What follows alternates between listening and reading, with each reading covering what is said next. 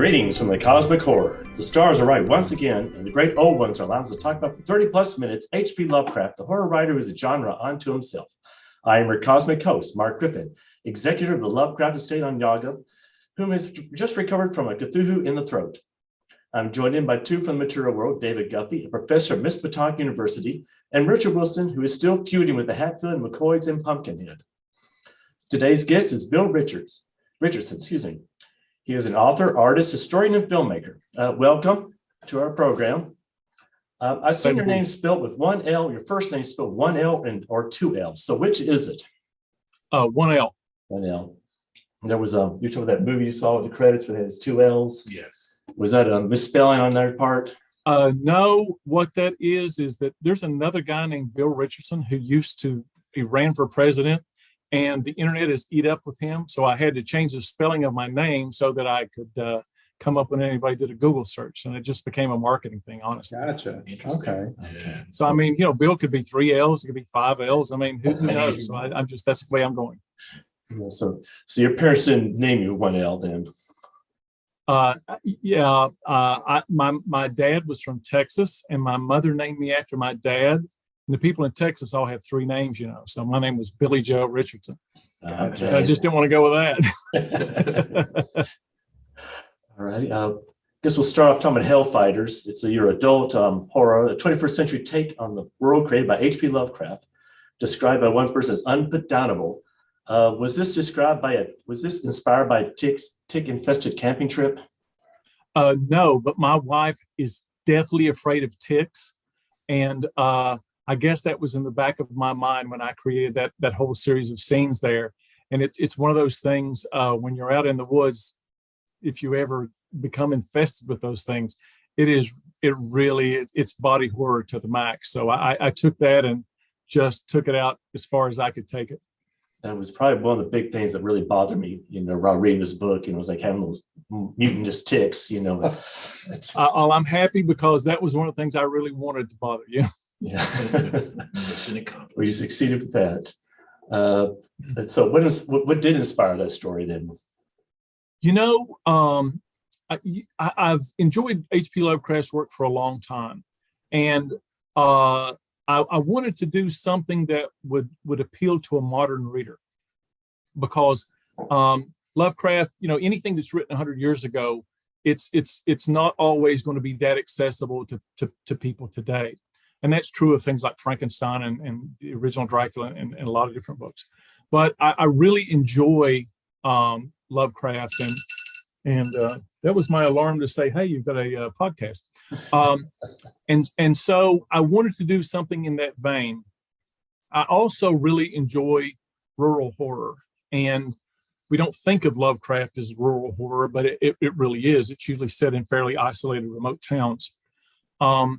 And then there were a number of other factors that I was interested in exploring, and I do that in this book. And I really enjoy cosmic writing and cosmic horror, and it gave me a chance to play in that sandbox. That is one of the more interesting things about Lovecraft, is that at one point, he can be classified as, as like cosmic horror, but at the same time, he also be classified as either folk or rural horror, because like he kind of like localized, a lot of, cosmic horror, made it kind of like it's something that you could believe could happen to somebody. Always. Yeah, and he touches on a lot of things. I think at its foundation, you guys, I'm sure, talk about Lovecraft a lot, but at its foundation, I think Lovecraft touches on that thing that we all feel, that there's something out there we don't understand.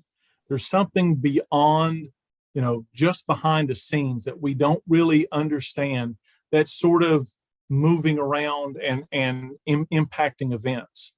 And I think everybody has that sort of, I saw something out of the flash of my eye, or there's got to be more than I see that's at work here.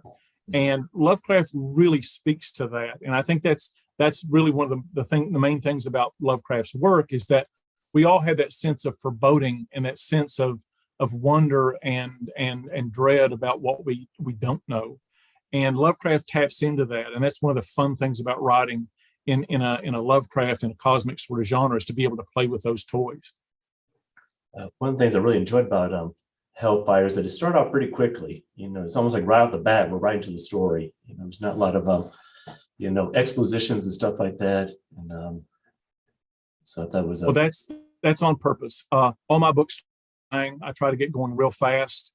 I think that the number one faux pas is to be, and when you're an author, you don't have 30 pages to get somebody's attention. You got to get them right off the bat. You got to get them in the sample. And so I try to give people something on not just page one, but line one, and keep things rolling. That's just the way that I write. I love that. So, when somebody tells me something's a slow burn, or it really starts rolling on page 30, I think that that's sort of a disservice to the reader. If you're Stephen King, you can get by with that because people trust you and they're going to hang around. But for the rest of us, I like to get in there and get my hands dirty real fast. So I guess one of my gripes about Stephen King is that he can take a long time to get to the point of the story. And that's become more the case over time. But if you're Stephen King, you can get by with just about anything. Right. It seems to be that way about him. Why did you decide to set it at Arkham or the mouth of the Miskatonic? I worked for a university for a long period of time. I actually just got a couple of days ago awarded emeritus status at this university that I worked at. And so I have a lot of experience in academia and the different aspects and things that you have to go through when you're in academia. And I built that into the main character. And it seemed only logical that he would be at Miskatonic University. And so that became the beginning of it. Now, a lot of the horror happens in a very, Miskatonic is a small town, but a lot of the horror actually happens sort of in the woods.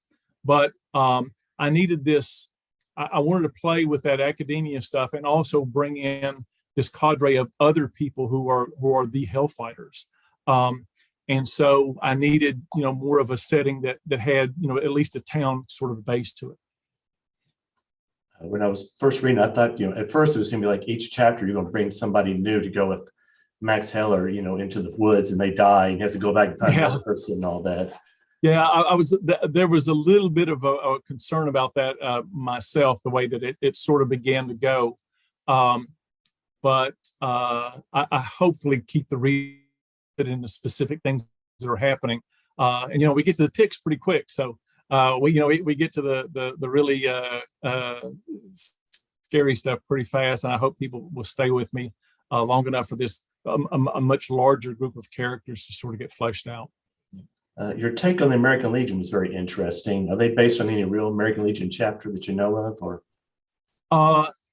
What it's based on is that I come from a really small town in Appalachia, and the things like the Moose Lodge or the American Legion or whatever are really sort of the central thing for people to be able to come together at.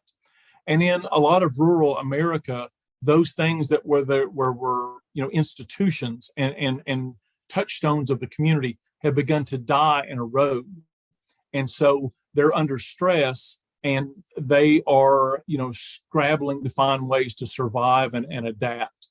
And that's really when, what the stuff the American Legion is sort of about. It's not so much it's the American Legion. It's just a sort of a stand-in for all these other community sort of organizations that are in these rural towns that, are doing whatever they can to survive. Right. And you all are not. I mean, not as small a town as I grew up in, but it's a more rural part of Kentucky. Definitely. There was one line I had puzzle about, and I was wondering if you help me explain it to me. It went, "I'll set my libido on James Bond instead of Arnold." Well, the idea there was that what Arnold does is he just goes in and blows everything up, and shoots and takes names later. And James Bond comes in a little bit more subtle. He may blow it up at the end, but at least he comes in at the beginning, trying to do things a little bit, less violently. Okay. we thought that maybe we with some clarification and all that. Just more of a finesse man than Schwarzenegger. Yeah. And you read some other things. There's More Than Evil, adult horror. I've not had a chance to read that, but it says it takes place in a remote coal mining town.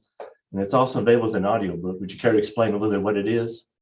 So More Than Evil, I grew up in a small coal mining town in West Virginia.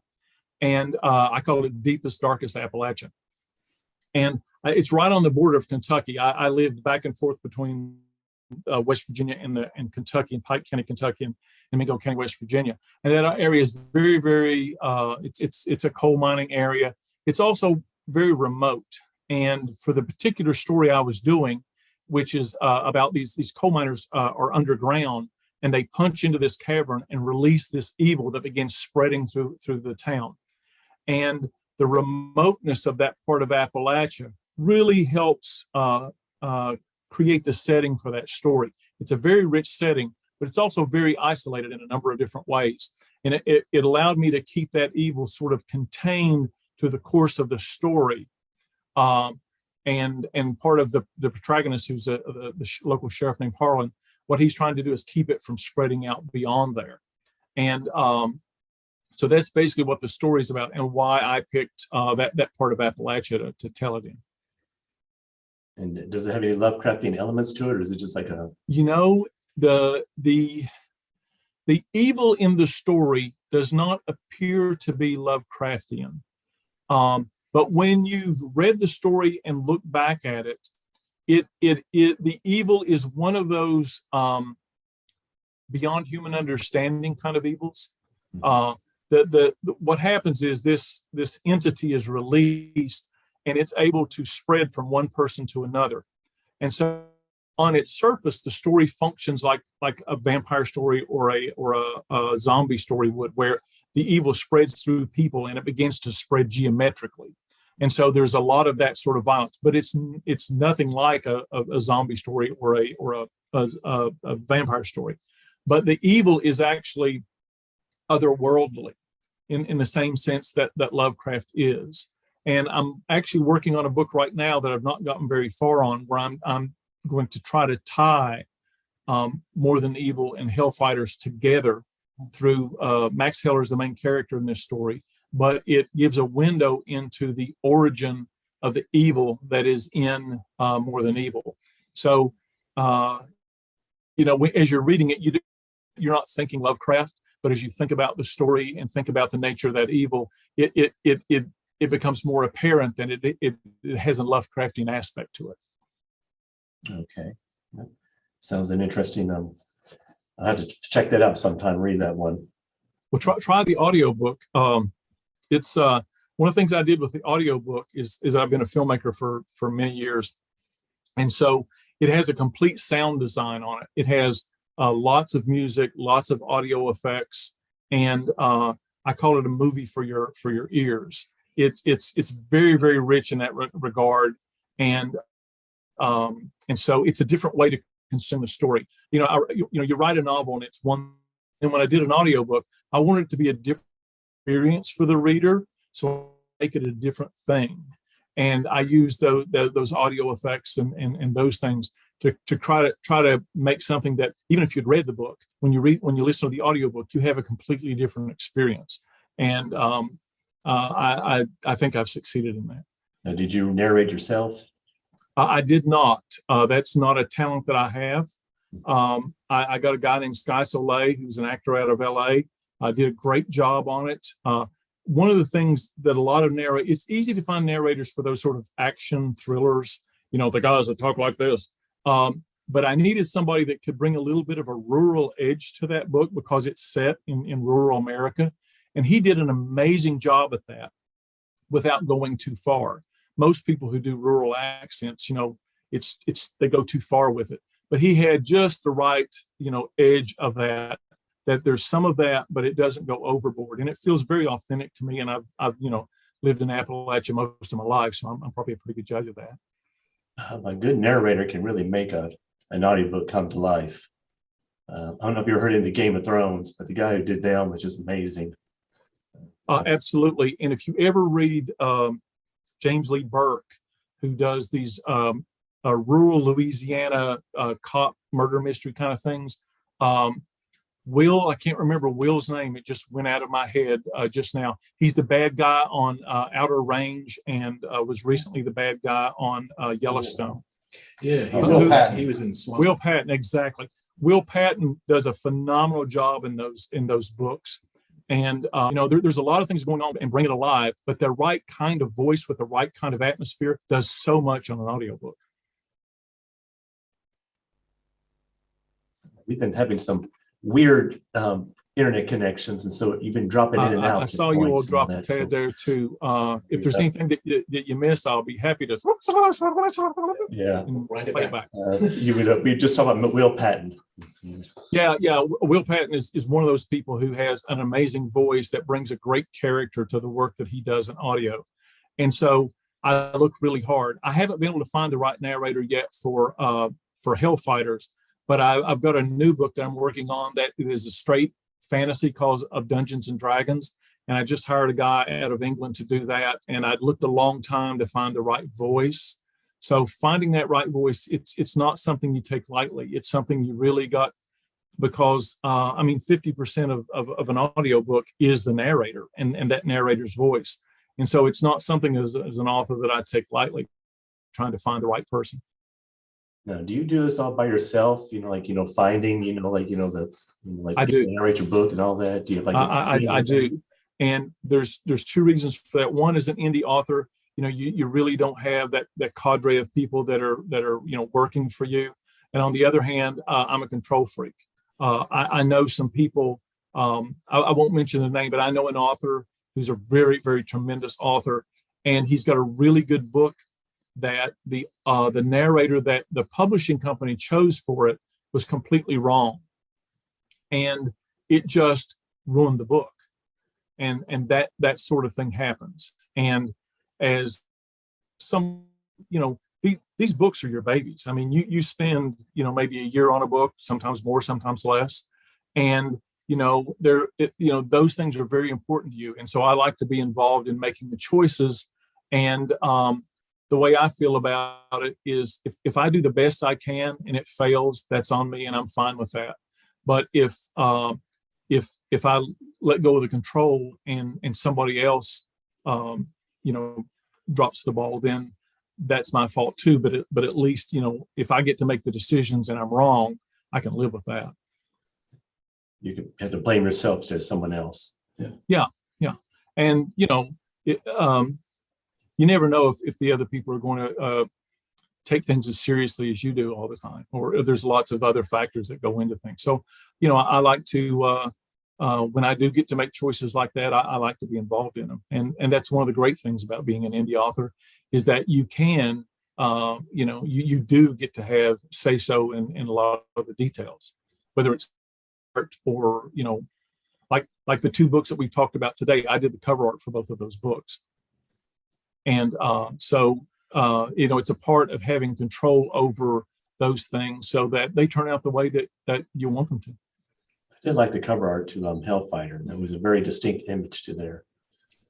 Thank you for that. And the images of me, the photograph is me. I did a lot of stuff to it, of course, to make it kind of gnarly and Lovecraftian. But I'm a visual artist and filmmaker as well. So it gives me an opportunity to play with some of those things and find things that I like. So when you're doing your books, are you also doing the layout for them as well? Or is someone else having? Are you talking about the physical layout of the book? Yeah, like for Hellfighters, when you have like the physical layout for the book, are you doing that yourself, or is that? Yes, absolutely. And all those things are tedious, and all those things take away from writing, but it is a part of the process. And there's a learning curve to all that. If you're going to format something for Amazon, that they have a certain way. If you're doing it for Kobo or others, they have a certain way, and you just have to learn that stuff. That's not perfect, but that's just the nature of the beast. So you reformat your book for each type of I guess platform that you're going to post it on. Absolutely, and some are similar and some are not. And You have to learn things like, is this place takes EPUB, and so you've got to, make it work for EPUB. I've got two or three books, two books right off the bat that have a lot of visual images in them, and formatting those is a bear. I mean, it is a bear. I imagine so. What software do you use when you're doing the typesetting and all that? I mean, the formatting. I always start in Microsoft Word, just because it's easy and I can do things to adjust the margins and stuff on that. And almost everybody will take source code from Microsoft Word or as a PDF. And so I usually start there. There are some other ones, but everything you do has a learning curve. And every time I'm having to learn a new set of software, that's taking away from writing and the other things that I want to do. So as long as I can get by with working in those, I'm going to do that. Now for the visual books, I was using some of the Adobe publishing software, and it's just horrible as far as it's so time consuming. Every adjustment has a ripple effect, and I'm looking for a different software to work in for the books that have got a lot of color plates in them. And so that search is still ongoing to find something that's functional and not something that makes you want to blow your brains out every time you work on it. Have you tried Publisher? I haven't tried Publisher. I'm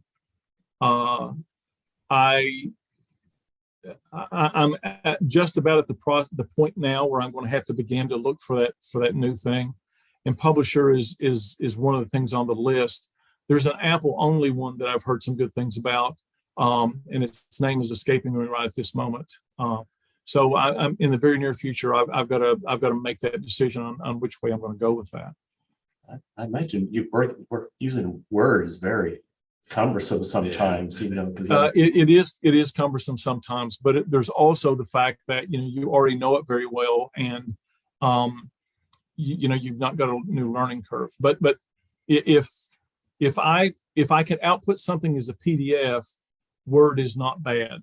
But if you have to output, an EPUB or other things like that, Word starts becoming more problematic. It's not so bad if it's text only, but anytime you add any sort of visuals to the interior of a book, even if it's just a black and white plate on the front, it starts becoming much more complicated.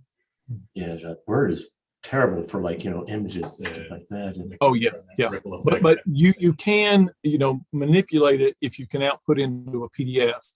But most of the e-readers they get a little bit weird when you're using PDFs, because what happens with e-readers is that it reformats everything as you move through it. That's the reason you scroll up through it. And when you're putting visual plates in there, that changes the whole dynamic of that. So you almost have to have a static set of where a page ends and where a page begins and what's on each page. And a lot of the e-readers really don't do that very well. You may want to try Publisher. It may give you the freedom that you seek, in that. The freedom that I seek, absolutely. Yeah. And you have another book called The Frankenstein Adventures. I assume it's supposed to be a junior book, and it's supposed to be a retelling of the Frankenstein story. And I guess it just the importance of family and not judging people. Yes. So my son was a reluctant reader, and when I wrote the book, he was 12. And I found out through going to his school that a lot of the other parents were having the same issues with their sons in particular. There's these days boys are playing video games and girls are reading books and doing other things. And so I wrote that book as a way is a book for reluctant readers. I mean, it starts off, line 1 with a joke.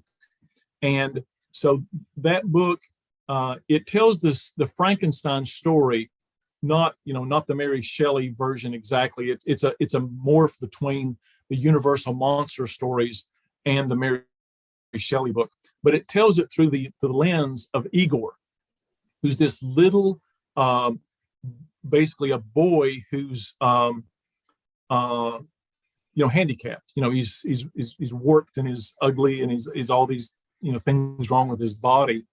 and it tells the story through him. And he, is an abandoned orphan.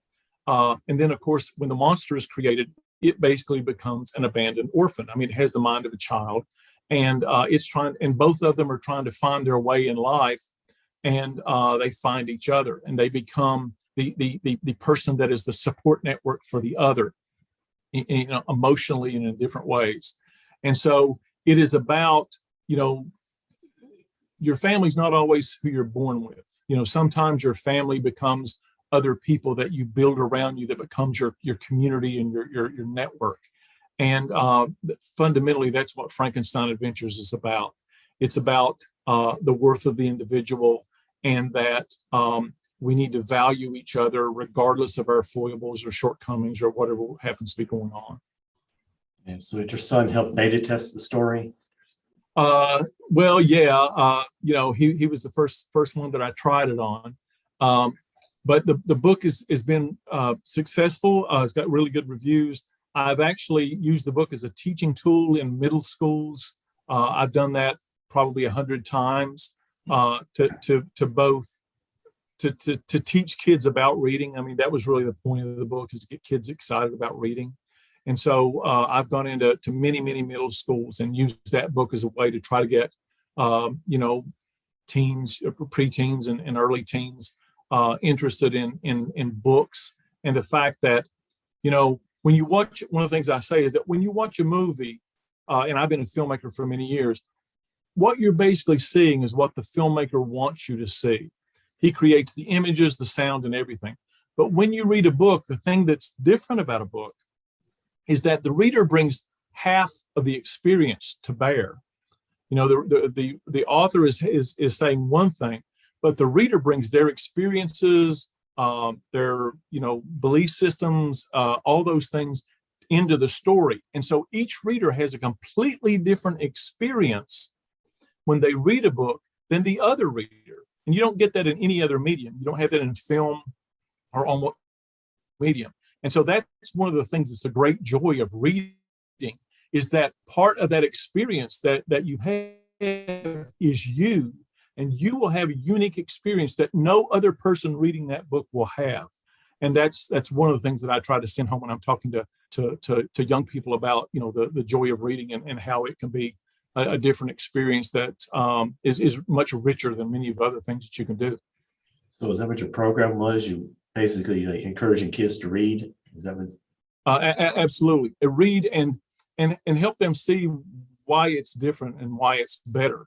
Even though I'm a filmmaker and love films, reading is a completely different experience and a much richer one.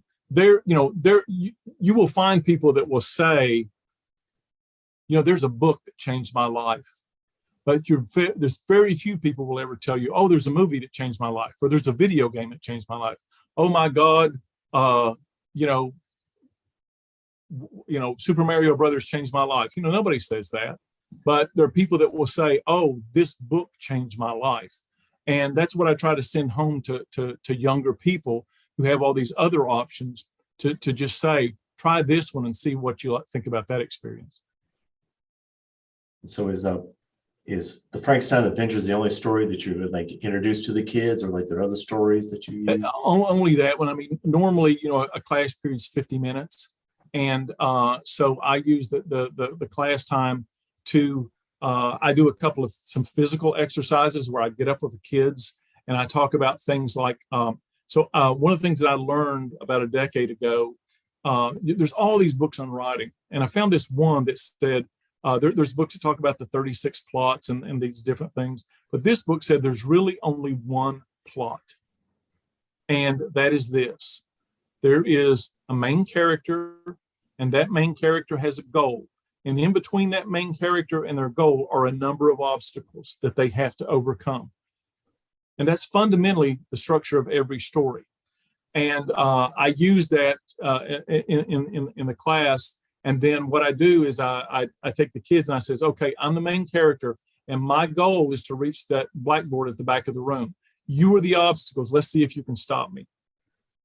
And then they all get up and they try to stop me. And it's a way for kids to get up and do something physical in class which they love to do and they never get to do. And so you give them permission to kind of, be a little bit silly.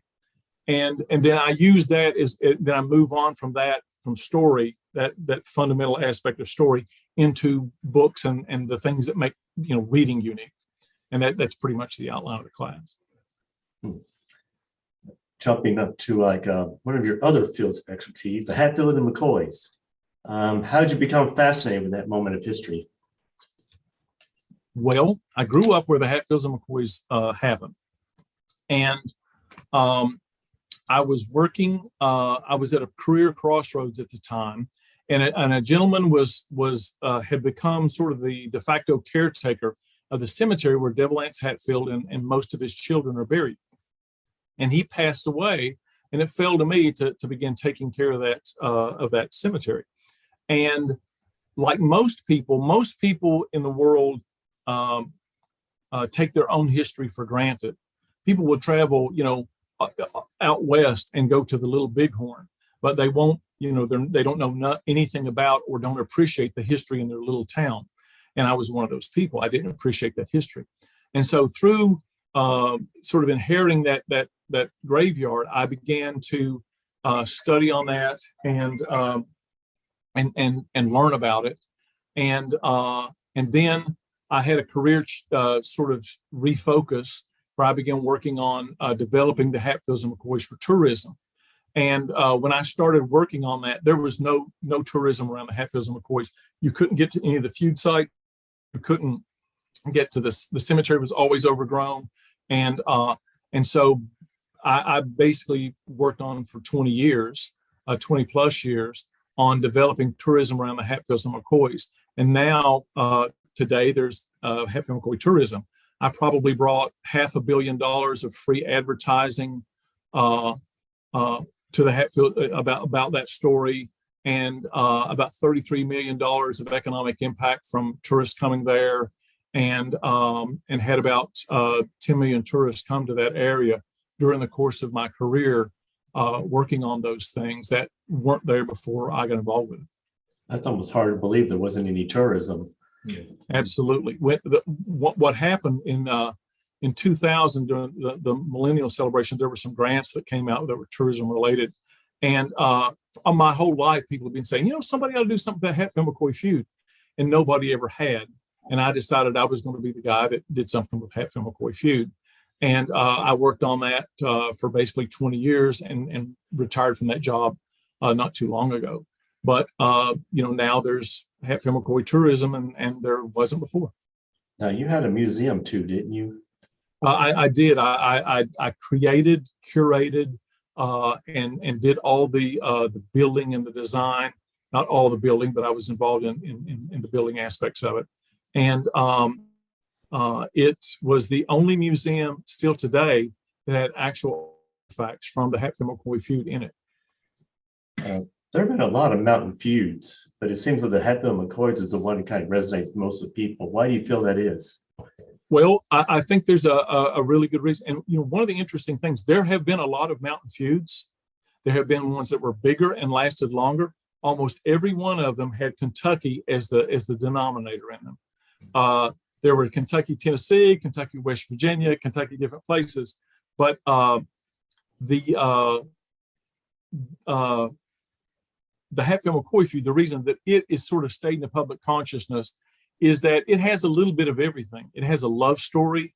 It has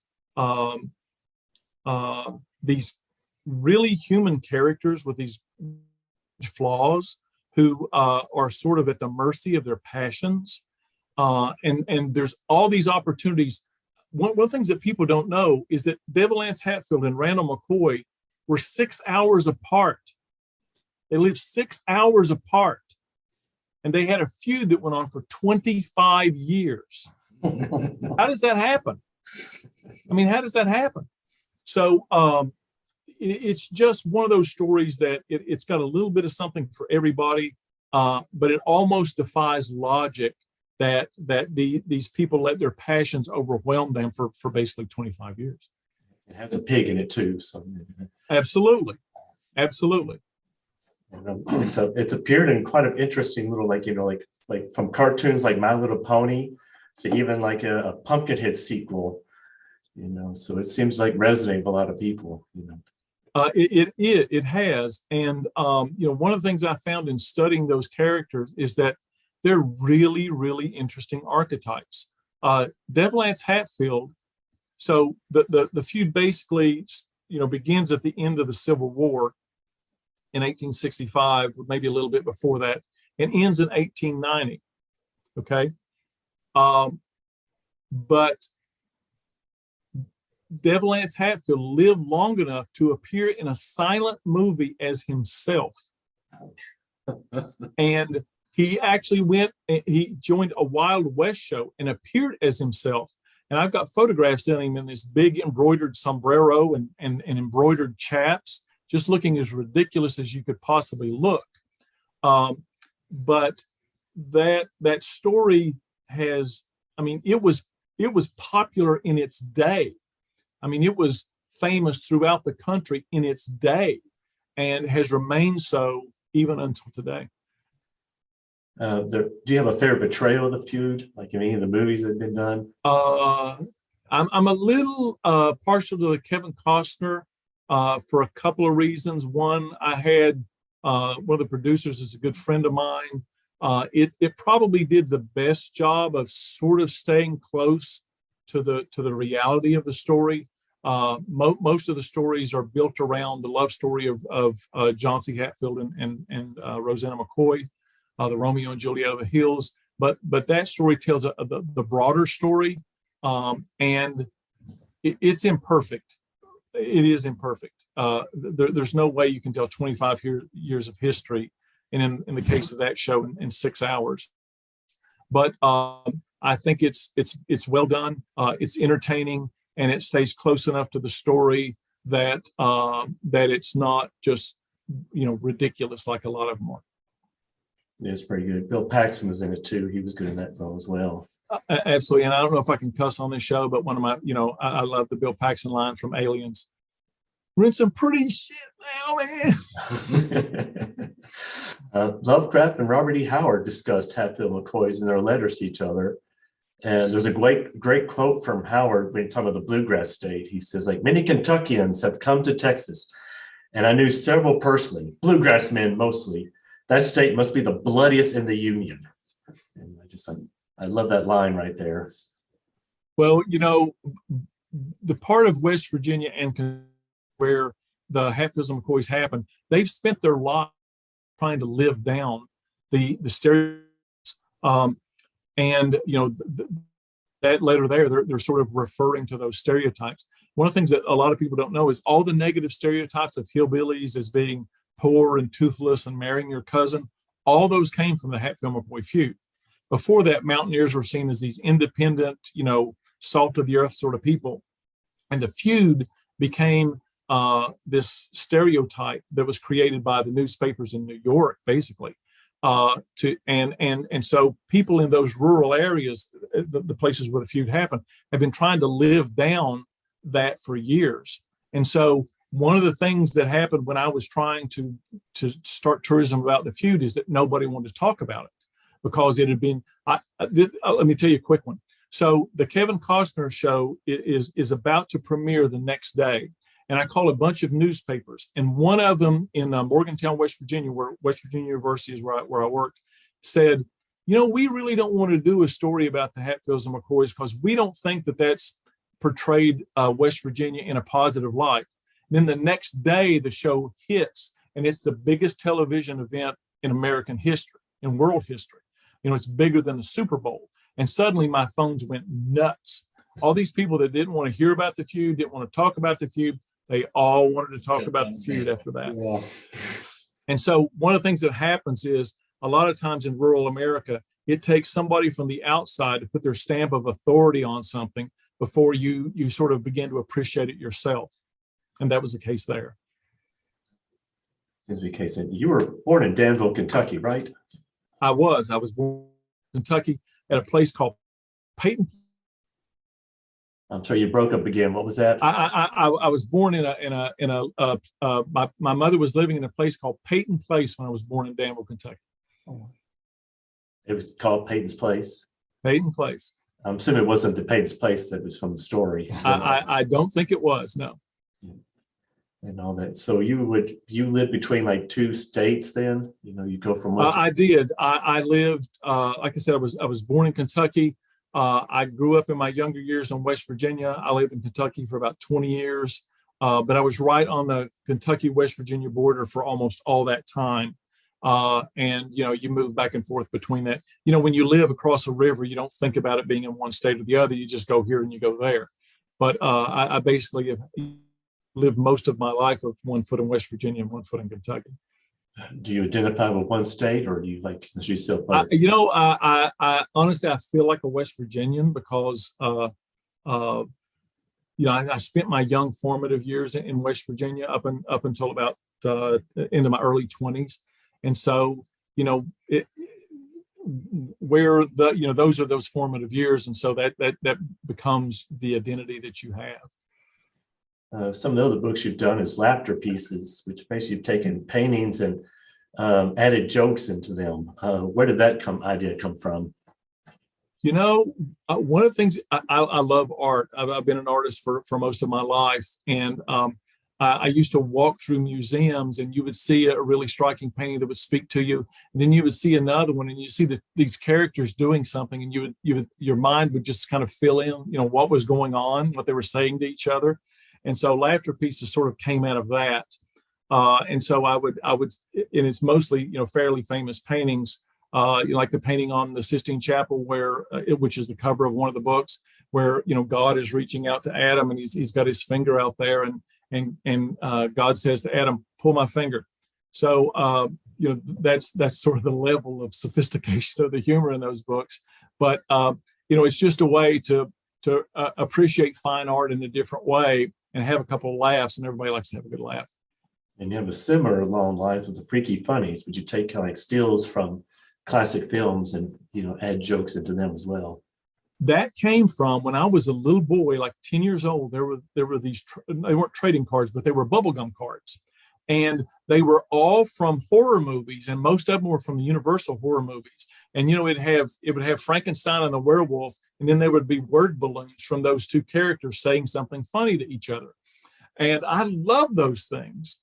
And so when I got the opportunity, started doing those books, all the images in that particular book are from public domain films. I can't use Universal films for that because I don't have. And so I took public domain films, which is one of my expertise, and used stills from that, and then added the dialogue to it, like there were in those little bubblegum cards that I had when I was a kid. And do you do all that yourself on the computer as well? Yeah, I did all of this, the setup and all the stuff for those. And you have the same nightmare of trying to resize them for all the different platforms. Yeah. One of the things, and with those books, one of the things that's really hard to do in Word, which is where I did that, was that you have to have borders in Word. You can't be borderless to the edge, and that's a downside. But it was really the only practical way to be able to do those books. I can imagine it'd be a nightmare to do that in Word. Yeah. And there's also 1000 Nightmare, which I'm guessing, is it a comic book? It is basically 1000 Nightmares. It's 6 issues with 22 pages each. And what I was trying to do with everybody calls them graphic novels now, because that's to be, it seems to be more sophisticated than saying a comic book, but they're basically comic books. To do really extreme horror in a visual format. Now, there's not nudity and sexuality and those kind of extremes, but it was to do things that were just really hard and cold horror in them. And so that book was where I did that. And you can find that on Comixology. It's each issue has short stories in it, horror, and also some poetry, horror poetry, which is one of my little passions that most people don't appreciate. And the first book actually has a sequel to Poe's The Raven in it, which I'm proud of. But the The artists from those books are from all over the world: South America, Central America, Russia, the Pacific Rim, Canada. So that book is almost a world book. The artists are from everywhere, and a few of the stories I did the art and illustrations for. And it's a book I'm really proud of, and I think if people will give that a check out, I think they're like $1.99 an issue, and you can't be objective about your own work, but they're worth every penny of it. There's some great art in those books, and if you like horror, those books are dead on for that.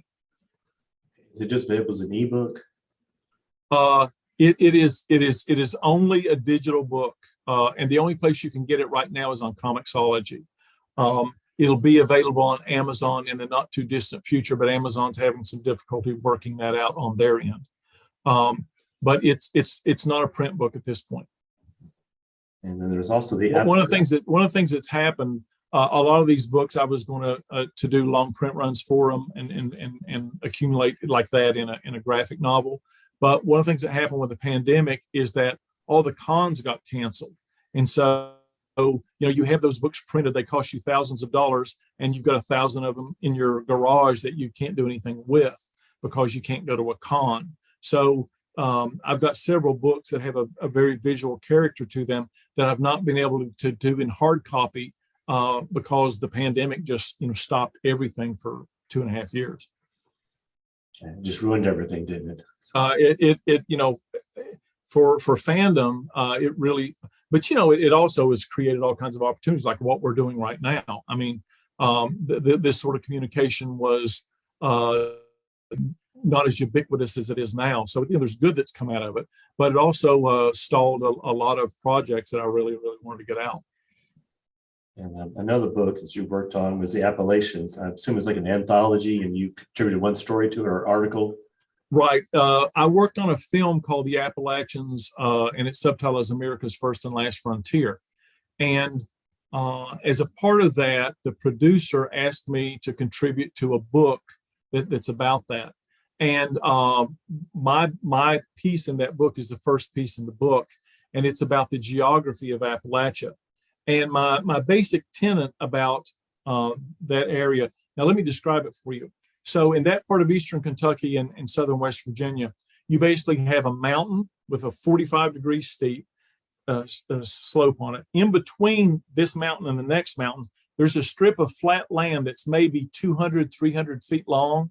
And in that little strip of flat land, there's a creek, a road, a railroad track, and a little strip of houses. So that's how sort of claustrophobic that part of America is. And a lot of Appalachia is like that. And so one of my theories of the case about that part of Appalachia is that the geography has shaped every aspect of life and culture. It made the area isolated, and so people had a suspicion of outsiders. It even affected the gene pool. In the early days, people only married somebody who lived within 20 miles of them because it was so inaccessible there. People even the economics are based on coal, which is out of the land. So the geography of that place shaped every aspect of life and culture, and that's basically the treatise of the chapter of that book that I wrote, and it sort of sets the stage for the rest of that book. Do you read Harry Cottle? I don't. I was just wondering if he wrote a lot of the Appalachian in that area. He was from Kentucky. He was like a lawyer. I think Night Comes to Cumberland was like one of his books. I have read Night Comes to Cumberland. I'm sorry, I have read that. It's like I know that he gave a very frank view of Appalachian. Well, the thing about it is, that's my home. That's where I grew up, and nobody's ever objective about where you come from. But on the other hand, I found that a lot of outsiders are too harsh in their assessment of Appalachia. So the truth is often in the middle someplace. And a lot of the things you hear about Appalachia are very negative. There are these negative stereotypes and hillbillies and barefoot and pregnant and all these things. And unfortunately, there's a grain of truth in many of those stereotypes. But on the other hand, the people are like they are everywhere else. You know, I've traveled all over the world, and I found that people in Russia have as many similarities with the people in Appalachia or New York or Egypt or the other places. You know, everybody's just trying to get by, trying to raise their kids, have a good life for themselves, have a better life for their children. And that's true of every place I've been, and it's very, very true of Appalachia. So you hear these negative stereotypes, and it just, you know, it overwhelms the truth of that area, that it's a lot of good people struggling with some difficult circumstances. We'll jump to some of your movies you had done. There was a movie called Paradise Park, and since you've seen it, Richard, you have any questions you want to ask about that? How did you guys go about getting Dusty Rhodes to act in that movie? To my knowledge, I've never seen it. There's been like a long history of wrestlers, you know, showing up and having memorable roles in movies, but I've never seen him in any movies before. So I immediately recognized him as the sheriff or the deputy on there. I was like, oh, it's Dusty Rhodes. Absolutely. And when we did that movie about 1.5 billion years ago, that was before wrestlers were doing television. Mm-hmm. And the director of that film, Danny Boyd, was a big wrestling fan when he was a kid, and he never thought he'd ever get a chance to get Dusty. And, you know, Dusty had a little bit of a speech impediment, and he had a sort of funny way of talking. Right. And one of the jokes that we had on the set is that Dusty ad-libbed, and he was talking about, you know, there's this dichotomy and fight between workers and the coal company. And Dusty called them company thuck pigs. And so that was Dusty's sort of memorable line out of that movie. But Danny was a huge fan of Dusty's. He just called him up, got a hold of his agent. He wanted to do the film. And we also had Porter Wagner in that film, Johnny Paycheck, who was originally from West Virginia. Porter Wagner was in that film. So we, you know, in those days, what we were trying to do is bring some name value to the film, but not use name actors necessarily. Use people from other walks of life who wanted to get involved in the film business. And it became a really interesting mix. And a little aside about that film is that the driving force behind it, a gentleman named Danny Boyd, he just did an adaptation of that film for the stage, and it's playing in West Virginia right now, a stage play version of Paradise Park. You also had like a silent movie actress in it too, didn't you? Yeah, Elena Basquette. She was one of those people who was, you know, a big deal in her day, and then talkies came along and didn't, you know, sort of overshadowed them. And that ended up being the last film that she did. She passed away not too awful long after that film was shot. And you had one of my favorite musicians, Webb Wilder. Webb Wilder, absolutely. Webb Wilder is sort of a Tennessee legend. He you know, he played a sort of mentally retarded character, but Webb was a barrel of fun. Webb was just a great guy. And a great talent that a lot of people have not heard of. But get out there and find some Webb Wilder music. It's a hoot. Yeah, I love Webb Wilder. I got to see him in concert one time. And that was, oh, really? Awesome. And I tried to find Invasion of Space Creatures, but I had a hard time finding that one. And the description is finally a heartwarming science fiction adventure that pits a delirious dentist, a pencil-wielding accountant, and a shapely spacewoman against an egotistical intergalactic evangelist. And you were an assistant director and unit director listening for this. So how'd you get involved with this movie? Well, again, that was a production. Let me give you a quick back to Mike's, you know, connection with Danny. I worked on a film called Mate One, which was done by John Sayles, and John. That film got an Academy Award nomination for cinematography for Haskell Wexler. And it started the careers of a bunch of actors. Chris Cooper, who was the lead in that movie, eventually got an Oscar for American Beauty. Genre fans will know Mary McDonnell as the president in Battlestar Galactica, and she got an Oscar nomination for a film called Rumblefish after that. A guy named Gordon Clapp in that film was on NYPD Blue for 20 years. So that was a great sort of under the radar film. that started a lot of careers. Well, myself and this gentleman, Danny Boyd, who is a film professor, worked on that movie. And after that movie, I did a couple of projects, and then I got hooked up with him, and he and I worked on 3 different films together that he did. And the 2 films you just mentioned, plus another one called Chillers, were films that he directed. And when I went into his office the first time, he was doing the Chillers film, and I said, "Give me a job." And he said, "I don't have any jobs." I said, "Well, give me one anyway." And he said, "Well, I've got these 3 little boys that are in this first segment that we're doing, and I need somebody to babysit them. And if you'll do that, I'll give you the title of second assistant director." And I got on the set, and it was mostly student labor, his students, his film, and none of them had ever worked on a film before. And so the guy who was the assistant director sort of wilted under the pressure, and I stepped up and took over. And then I became the assistant director on that film and on all of Danny's films, and eventually producer, and we worked on many things together.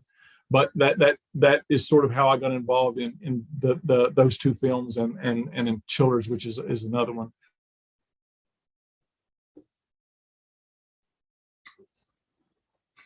We lose you.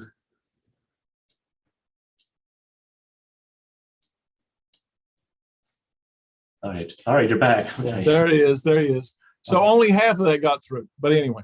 No, we got them, most of that. I think you actually hit a good ending spot for that what you were telling us there. So yeah, and we saw Chillers, at least 2 of us did, and it was a very interesting anthology. We kind of consider like a low key trauma movie. Didn't have quite like row. What is running in the background? Yeah, something's hitting the hard drive. Something is, been doing that the whole time. All right. Did we hit the 40-minute wall? I have no idea why I did that. It just popped up and gave me that Zoom thing of, you get rid of the 40-minute limit. So I don't know if that's what happened or what. Really? Don't y'all have a subscription, right? Yeah, we have a subscription. So I don't know why it affected you. Because he doesn't, but I mean, you created me. Yeah, I created you. I don't know why you would. No, if you're the originator, then it shouldn't matter. I don't know what that was about. Okay. Anyway, Still recording? We're still recording. We were talking about bringing up Chillers, which is like an anthology. And now, were you in that movie too? I was in all of them to one extent or another. The Paradise Park, I actually have a speaking role. And then in Invasion of Space Preachers, and one of the reasons you're having trouble finding Invasion of Space Preachers is that it's been retitled several different times. Trauma is the distributed film, and they repackage their films all the time under different its original title was Strangest Dreams, and they release them preachers. But in Space Preachers, there's an old take on the Grey Poupon scene, where the 2 people pull up to each other and say, "Do you have any Grey Poupon?" And I did a sort of a scene stealing cameo in that. And then I had some lines in Paradise Park where I played a flashback to a World War I scene. And in Chillers, I did a couple of small kind of walk-through sort of things, but not a lot of acting in that, which is probably a good thing, let me tell you. So how are you as assistant director in Chillers? What did you do for that one? Well, that was the one I was telling you about. I don't know if it got through where I went on the set as the second assistant director, and the assistant director sort of wilted, and I stepped up, and then sort of took over that set, and became Danny's sort of right-hand collaborator for a while. Oh, you were the one that handled the Cub Scouts in that movie? Absolutely. That's how it started, and then I sort of stepped up to the challenge, and we did 3 feature films together, and had a ball, and just about killed ourselves. And those films are still out there floating around. And one movie I tried to find also was Crash Gordon, not Flesh Gordon, but Crash Gordon. Let's clarify. Crash Gordon is a film that I've done, and I It was only in limited release, and I've not sent it out into the world in the, the current format of all these streaming channels. It is in it's in a computer right now, and it was pre-HD, and so it's going to take quite a bit of work to get that to the point where a streaming service will use it, and I haven't really had the time yet to get that up. But what Crash Gordon was about was there is a serial from the 40s of Flash Gordon called Flash Gordon Conquers the Universe. Mm-hmm. And it also had another title of The Purple Death. But I took that, I think it was 8 hours long, and cut the footage down to 2 hours and turned it into a comedy. And redid all the voices, redid all the music, the entire soundtrack for that film. And it's just a silly, over-the-top comedy is what it is. And I did find Smiling Sid, and I gathered this was inspired by a lost film that y'all decided to recreate. Yes, there's one of the other historical things that I'm sort of an expert on is a thing called the Battle of Blair Mountain. And the Battle of Blair Mountain is the largest battle on U.S. soil since the Civil War, and it was a part of the American labor movement. And Battle of Blair Mountain starts with an event called the Matewan Massacre. And I told you earlier that the first film that I worked on was a film called Matewan, which was basically about the Matewan Massacre. But there was a lady who did a theatrical or a theater play about that story, and in real life there was this propaganda film that was made by the Union to promote the central character in this Matewan Massacre story, whose name was Sid Hatfield. And the irony of the ironies of living in Appalachia is that this is cutting edge technology of the day. They make a silent film in 1921, and they mail it to the local town to be shown. And guess what? The post office is in the company store, which is owned by the company, who is on the other side of that whole conflict. And so it disappeared. And there's like 3 seconds of it that I have seen that still exist. And so what we did is that we recreated that silent film. And there's no way of knowing if it's exactly, and it's obviously not going to be exactly like the original film. But as a filmmaker, the great joy and challenge of that was it's not very often you get a chance to make a silent film. And so it's a different way of telling a story. And so I, as the writer and a producer on that, I got to basically figure out how to tell a story without sound. And that was an interesting challenge that, you don't get to do very much these days. Did the script survive to this original film, or did you? No, we had nothing to work with. We knew the basic story. We knew that it was basically a film trying to tell the minor side of it. And so we tried to do. And, of course, it's for a modern audience, and what that film, and it's out there on the internet. I mean, you found it on YouTube, and people can search it and find it. But basically what it does is that it sort of sets the stage for the difficulties and the trials of coal miners, and the working conditions they had working for the Union, and lays out that conflict from the side of the coal miners and their particular grievances. And Smiling Sid is the local town constable there in Matewan, West Virginia. And he basically stands up to the Union. There's a big battle, and that battle basically becomes the spark that lights the fuse that ends up in the Battle of Blair Mountain, which is the largest battle in America since Civil War. And Sid Hatfield, just I guess for context, was distantly related to the famous feuders. He was in a sort of an odd way. So that town, the town of Matewan, is also right on the border of West Virginia and Kentucky. And one of the Hatfields took Sid in as a foundling at the age of 2 and raised him as his own. So Sid wasn't a blood Hatfield, but he was raised by the Hatfields, and they gave him his name. And the Blue Goose Saloon, is that authentic? You know, is that like how That actually existed, and it was, you know, was the this was the time when Prohibition first started. It started in the middle of this story. I think 1919 or 1920 Prohibition started, and the Maitland Massacre is 1921. So the Blue Goose Saloon was one of those places where you could get a drink during Prohibition. And it wasn't a speakeasy. It was just a full-on walk in and get a drink, you know, flying in the face of the law. so did it look that way in the movies? It looked like it was like outdoors. It was the photographs I've seen of it is it was, you know, a shack with barrels out front and a big sign over that said Blue Goose Saloon. And you know, it was one of those sort of places with sawdust on the floor, and you can see through the cracks in the walls where the boards are warped and don't line up with each other. And, I believe Sid was basically assassinated, so it wasn't a happy ending for him. Well, the truth of that story, it's like a lot of things. You know, as a historian, spend a lot of time studying history. One of the things that I find is that it depends on what the truth is.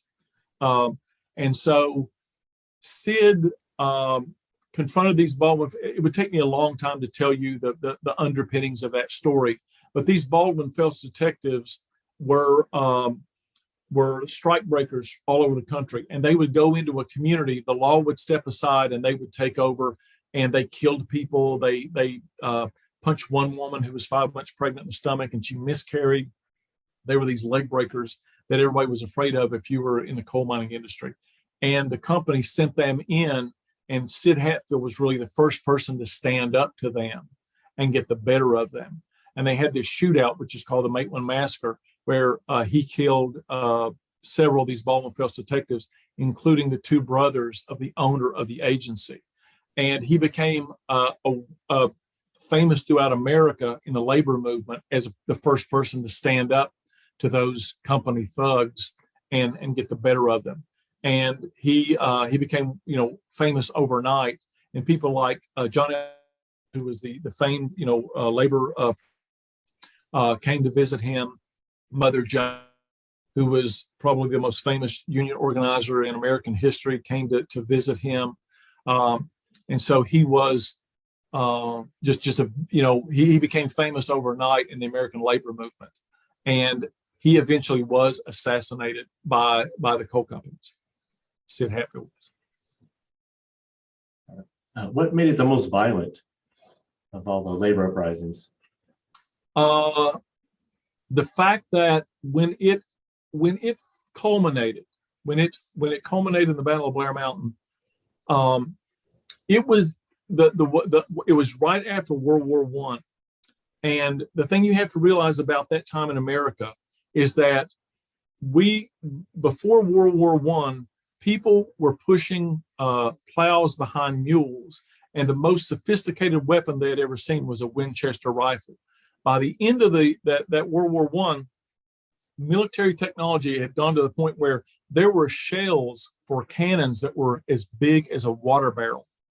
And those kind of weapons that were invented during World War I were brought to bear against American citizens. An airplane, first flight in 1904, and then you've got airplane dropping bombs on American citizens in 1921. So cutting edge technology. Machine guns, 30 machine guns, Thompson submachine guns, you know, that had just been invented in World War I. This cutting edge technology was used on American citizens. And if it happened today, it would be the equivalent of the United States government turning smart bombs and stealth fighters and predator drones against its own citizens. And so that was what made that event so big. And it destroyed the American labor movement at the time. And the Great Depression came along after that, and American labor movement which has been making gains, just collapsed. And it didn't get its feet again until the New Deal in 1936. And as a result of those efforts, we won things that we take for granted today, like a 40-hour work week and child labor laws and health benefits and safety laws. Those were all earned from the blood of those people that were shed. But that particular event is sort of an underknown part of American history, and it became a watershed. before the before the Battle of Blair Mountain, within 2 years after the Battle of Blair Mountain, the wages that a coal miner was paid dropped 85%. So it had this just, withering effect on the American labor movement and the rights of workers. Just make sure I'm understanding you correctly. Did you say that they dropped bombs from airplanes on them? Yes. I've heard about that. The story includes Billy Mitchell. Billy Mitchell is the father of the American Air Force. He was a dogfighter pilot in World War I, and he basically created the American Air Force during the span of his career. And he was the one that brought these planes in to drop bombs on these coal miners. So which terrifies you more, real history or Lovecraftian stories? Oh, absolutely real history. Most of the writing that I do in the horror genre is supernatural horror, because that stuff, I think it's a fun pool to work in. But when it comes to like slashers and that kind of stuff, even though I watch those kind of movies, I don't really want to write in that, because I think, there's enough real horror in the world. You just got to look, on the news every night to see all the real horrors in the world. And I much prefer to dabble in the ones that are fanciful and fun. For one final thing, usually I take like some word, like it's like in someone's story, and ask them to give a definition of what it meant. And I found a very unusual word, Clark. Do you know what Clark means? How do you spell it? Like a clerk, like the Clark, but a clerk. like a Clark Kent. Okay, no. I've heard British people call their secretaries their clerk. You're correct. Okay. Well, Yes. All right. good guess. That was an old English word from the 1800s in England. And I want to tell you that every spell checker wants to spit that word out. Got to. Has to. It's like everything out there did not want to have that word in that book. And even the proofreaders and stuff that I sent it to would say, "No, you spelled this wrong," or "This is not the right word," and it was exactly the right word. And one of the things that's really interesting in that scene, do you know who the Clark is? I'm trying to remember. I don't remember who it was in the. It doesn't say overtly, okay? But it's a little quiet guy with sort of an oddly shaped head. That was H.P. Lovecraft. Oh, okay. Okay. Okay, so had Lovecraft make a little cameo in there or something. Yeah. I never overtly say it, and this is the first time I've ever said this in a public forum. But that character is actually Lovecraft, and so it's just sort of alluded to obliquely. It's one of those. It's like an Easter egg. Hopefully, somebody will find it, and maybe they will, and maybe they won't. You heard it here first, folks. Heard it here first. Yes. Yeah. David, Richard, and the rest. I see the stars are no longer right. We must cease all discussion until they align again next month. 30+ minutes of H.P. Lovecraft is sponsored by the Bowling Green Massacre Memorial Society. Never forget the events of February 2nd, 2017. This podcast is created in association with LovecraftPod.com and Logan Speculative Fiction Group with the help of Logan County Public Library and the Great Old Ones. Special thanks to Katie Tyson for being the power behind the throne, and Joshua Dukes for the Bondradani. Until we meet again, may you avoid the extra L in Princess Cthulhu's name.